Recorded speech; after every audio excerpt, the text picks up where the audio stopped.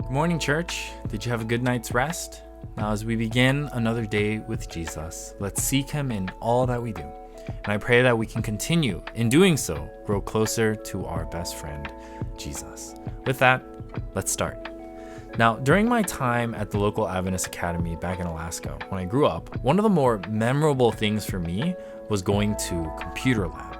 Now, of course, the computer lab was a place for us to go and do our homework and to write papers or do projects, or to practice our typing, which is what I did a lot of. But for me, one of the reasons why I really enjoyed the computer lab was, of course, the different games that we could play on them. Specifically, one of the games that I used to always play as a kid was a game called The Oregon Trail. You may have heard of it. It's a super old classic game. I would usually fake my way into the computer lab to do work, but in reality, I would just go and play these games instead. Now, of course, in the middle of our gameplay, sometimes something funny would happen and there would be a commotion, we'd be laughing, and our teacher would come and check in on us. But the teachers would always say something very specific. They would ask, "Hey, are you working hard or hardly working?" Maybe you've heard this before. Maybe someone has said it to you. Maybe you've used it yourself. Maybe your parents or your teachers have said this, or maybe I've said it to you. But sometimes this phrase gets kind of thrown around just to break the ice sometimes, or sometimes it's just to be, funny or sassy or whatever. So they say this thing, but really the reason why we say this, or why somebody would say this, is because you're wondering or you're asking whether or not you are being productive or are you being lazy. So do you work hard or are you barely working, or do you not do anything? Or specifically in my case, right? If they asked me that, basically they're asking, are you really doing what you're supposed to? Are you working hard on your assignments? Or are you just acting like you're doing what you're supposed to by just playing games and doing other things? Now, today we're moving into the final chapter of this very short letter from Paul to the church of Thessalonica. And Paul, as he progresses with his agenda of issues to deal with, we started initially with the issue of their increasing persecution. And then yesterday, we talked about the issue of fake news that people were spreading about Jesus is coming, that he already came, and scaring these believers. And now Paul dives into this third issue. That was actually an issue from before, but it was only getting worse, and it's kind of connected with the second issue. But it's this issue of being lazy or idleness. You see, for some reason, because people are going around saying that Jesus had come and gone and they missed it, they were thinking, oh, well, I guess I don't need to work anymore, right? I'll give up my job and I choose not to work. So basically, people quit and they were causing a ruckus and distraction to the other believers who were doing their job and working diligently as they should. Now, you see, Paul went church to church teaching, but not only did he teach the gospel message and different ways of life and whatnot, he lived by them, right? He lived by example, and he encouraged all his believers to follow in his steps. Now, one of the things that Paul modeled was his work ethic, right? He was a hardworking guy, and he was a tent maker. And in doing so, by having this kind of secondary job, he wasn't being a burden to the church that he was helping, and he was able to sustain himself while he continued to do the gospel work. And Paul describes himself as a model for churches to imitate. And then in verse 10, we find that Paul reminds them of a rule that he gave to the church.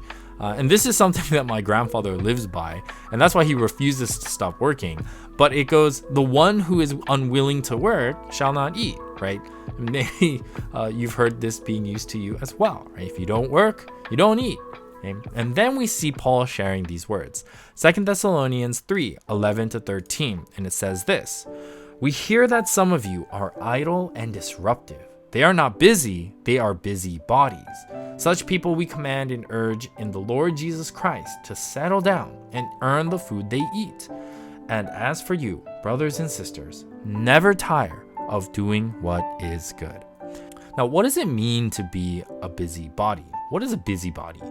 Now, in the English, it's a word play for sure, right? They're not busy, they're busybodies. But in the Greek, it also is a word play. So it's this kind of acting like you're busy that makes you a busybody.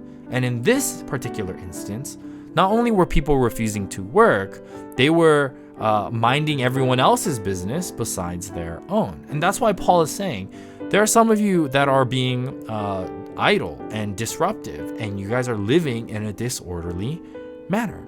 Now, this is why Paul continues and says that instead of going into the business of other people, settle down and earn your own food to eat, right? Focus on that. Don't focus on what other people have to do. Stop meddling in the business of others.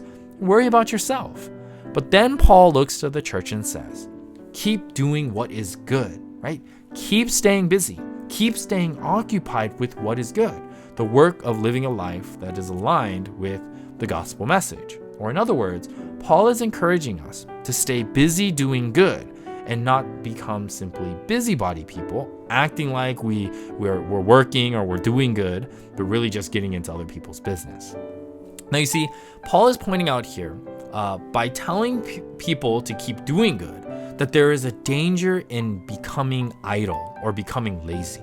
Right? Paul makes this contrast that idleness leads to a very disordered and distracting life. So we have to be careful not to fall into the trap of idleness, because as they say, an idle mind is the devil's playground. If we're just sitting around at home doing nothing, you see, it's easy for us to fall into temptation or to fall into the wrong kind of thinking and really just being lazy and not doing anything. And it's easy for us to fall into the trap of getting into other people's businesses when we clearly have our own issues to deal with for ourselves. So one of the best things that we can do as Christians, and as Paul describes, is to never get tired of doing what is good. You see, instead of being idle, being lazy, and leaving our minds to simply just wander, right? We should strive to keep ourselves busy, but not busy in the sense of doing random things, but specifically doing the things that are good. In light of this letter, we should be doing the very things that are pleasing in God's sight, living a life that reflects His love, mercy, and grace to a world around us. So church, let's remember this. Let's not be busybodies. Let's stay busy doing what is good in the eyes of God.